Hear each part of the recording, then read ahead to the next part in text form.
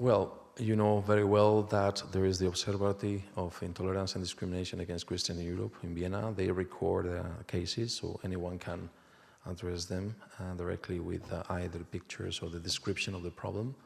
And they try to gather in every year annual report, and they will present their report, I think, that in November in the European Parliament, but as well in other places, at least for Europe. But there are other institutions which are gathering, even trying to create a database of attacks against Christians. It is true that the majority of them are based in the United States, not in Europe, and probably it makes more difficult just even to know about them. But I think that this is extremely important.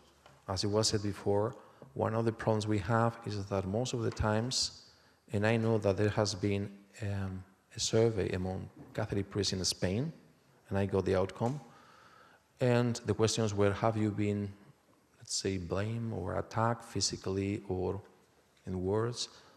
Nearly all of them say yes, not physically, but we were receiving insults, for example, in the metro if we were identified as a Catholic priest. But most of them did not have they did not report. Maybe because they feel that they should, they should kind of accept this as a part of the sacrifice of the ministry. But the problem is the same for lay persons. The majority of Christians, except if it's a very real, serious crime as, killing or something like that, or raping, they do not report hate speech. So if they're insulted on the street, they just remain silent. I've seen that this is not happening with other religious communities. For example, if you go to the British Muslim community, they have a handbook on how to report. And they even give the examples of which should be reported, even a minor offense. So I think that we have to learn a lot because the political leadership and lawmakers, they make law and policies on what you present as reported cases, not about allegations. So it's very important, this book is very important, but it's also very important that in the West, we are aware that we need to create a kind of frame and to enlarge this network that was, suggested by Marcella Szymanski. I think that this is extremely important because on the basis of that, we can operate with the politicians. I will give just a little example, if I may, 1 second. Some years ago, as Ruth was mentioning, we were also working in Brussels about the situation of Christians in refugee centers, in accommodation centers in Europe, asylum seekers. And we are trying to gather information from different countries, and there were some reports in Sweden, in the Netherlands, in Germany as well, and we were trying to show this. At that time, the Commissioner of the European Union, who was in charge of migration, said, there is no problem because there are no cases reported. So the whole thing was not the reality, but the reporting reality. So I think that this is extremely important if we want to advance a little bit the protection of the Christians. Everyone, but also Christians. I would only very briefly add that in the 2025 edition, there's a backgrounder on this very issue about best practices, who is recording, and why others aren't recording these incidences, specifically vandalism, but other incidences as well. I have a question. You've partially answered it, but those are really horrifying and amazing numbers on the church attacks. And are there any countries where the stateside persecution is getting active on that? Because if you have those amounts of attacks on a mosque or a synagogue, I think the state would get more active. But do you have any examples where from the prosecution side people are getting active?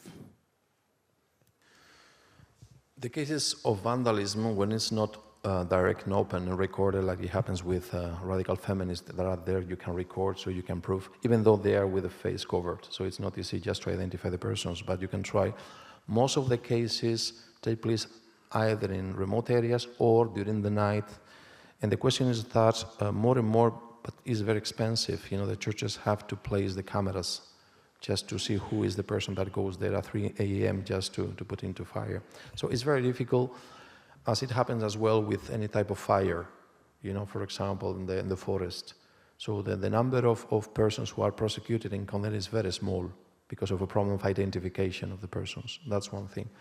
The second thing is that it is true that in some countries where this is happening, the authorities are trying to provide most of the time funds. For example, the European Union has some funds to protect religious buildings in Europe, either mosques or churches or synagogues, because this is a common problem for all, for different reasons and different proportion. But that's a problem. The problem of the protection of religious venues, it's a problem in Europe, but funding is not enough. Funding is not enough because we may have, I don't know how many dozens of thousands of churches in Europe, and we cannot protect. It's true that not in every part of Europe is the same. So in Bulgaria, Romania, and other countries probably it's different. But in the west part and south part of Europe, this is a real problem. We've seen the 600 cases in Greece. We've seen that even in Italy. In Spain, we have an observatory which is trying to follow the attacks, but again, it's a post facto. It's post facto. So it means that we don't have preventive measures. And the investment is enormous. You know, the most protected churches usually are in the cities, big cities, or which are patrimony, but most of Conference of Bishops don't have the means to protect. I can tell you that in many countries in Europe, the churches, the Catholic Church at least, does not receive funds for that. And if he receives along with the others, even though the proportion is different, of course, of the number of worship places by Muslim, Christians, and Jews in Europe. I think that there is an attempt just to provide funds, but absolutely insufficient. And we cannot have any other type of protection except if it's surveillance systems and also to have a contact point in the police and also to try to bring these cases to the judiciary. We have to count more and more on the judiciary as well. I totally agree that we cannot remain just at the stage of reporting. We have to go beyond. I learned today, for example, a very interesting case in the United States where Sudanese refugees were bringing a class action against a French bank, BNP, and they got, I think, the 20 million dollars. I think it was 20 million dollars, just to be distributed among the victims of a genocide in Sudan, because the leadership of Sudan used this bank while they were actively attacking, the population. So I think that we have to learn about how to use these legal means that also Ruth and Roger are using, but at a larger scale. Thank you, José Luis. I don't know if there is... sorry, I didn't see you. University. First of all, thank you for the title of your speech, that is Polite Persecution.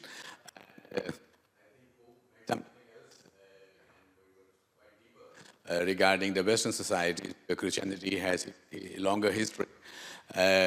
So, looking at pictures of birth churches, I wouldn't say it's so polite. So, that's the first remark, but thank you for reporting it, because also the biennial report of the Church in Need gets deeper into the question. As far as my personal experience, on the argument of persecuted Christians, invited by Jubilee Campaign and friends of Joseph Jensen, last March I was at Geneva, how you say it in English, so commission, and when I curious to see who was accredited. So I found on several other regions, in particular too, there were so many other organizations accredited. And the only one missing was on Christian persecution. So we had a group of parliamentarians and diplomats and civil society organizations which spoke of it. Yeah, so was the question and observation here?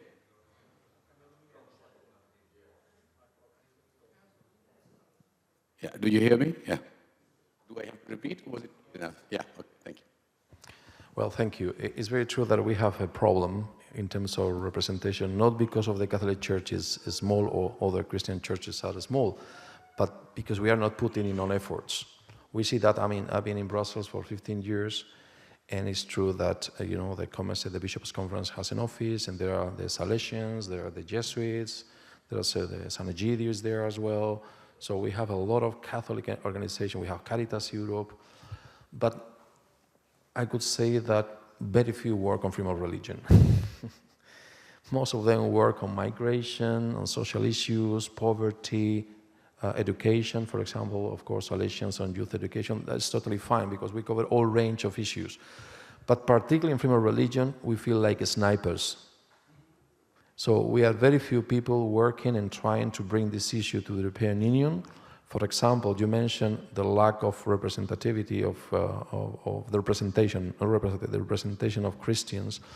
In Brussels, the European Union has a EU coordinator on anti-Semitism and a EU coordinator on anti-Muslim hatred. We are demanding the EU to start again and again, we repeat that, a EU coordinator on anti-Christian hatred. Because the problem is not only funding, the problem is the lack of political instruments. The EU and member states did not develop that because they have a very clear idea of protection of minorities, either religious minorities or whatever minority. Because a minority is by definition, in the Western mind, vulnerable. So you have to protect because the majority is oppressive, the minority is oppressed. That's the mindset. When it comes to a situation in which, of course, why Christians are not protected in Europe?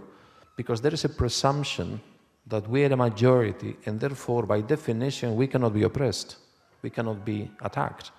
The fact is that Christianity is very big, and there are subcategories, and some people are attacked. For example, priests. For example, churches. And we know that minorities can be also aggressive and can attack majorities, because when there is a majority, the majority is a sociological majority. But the component of commitment is very different. In minorities is, exceptionally high, usually because they feel that they have to protect and create a safe space for them. So we lack political instruments at the EU level, at the United Nations, for example. There is also a recently created post for UN anti-Muslim hatred. There was already for anti-Semitism. Why not as well a UN envoy, a special representative for anti-Christian hatred? So we lack institutions. Just giving hope, there is a handbook in which some persons here participated, which has been recently published in summer this year, which is about anti-Christian hatred. It was published by the Organization of Security, OSCE, the Organization of Security and Cooperation in Europe. I think that's very important. It breaks down a little bit the trend just to focus on religious minorities in the West and just to skip from the reality, which is much broader.